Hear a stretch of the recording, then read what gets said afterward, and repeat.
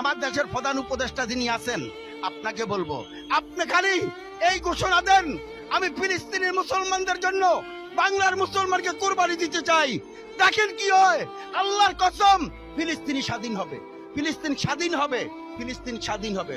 প্রিয় দেশবাসী, আমি আপনাদেরকে একটা কথা বলি, আপনারা রাতে 8 টাকা তাহাজ্জুদের নামাজ পড়বেন, 8 টাকা তাহাজ্জুদের নামাজ পড়বেন।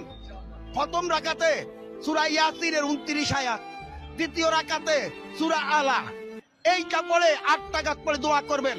আল্লাহুম্মা ইন্নী আসআলুকা বিআন্নাকা আনতাল্লাহ লা ইলাহা ইল্লা আনতাল আহাদুন সামাদুন আল্লাযী লাম ইয়ালিদ ওয়া লাম ইউলাদ ওয়া লাম ইয়াকুল লাহু কুফুয়ান আহাদ। আপনি 21 দিন দোয়া করেন, আমি করতেছি, আপনারা দোয়া করেন।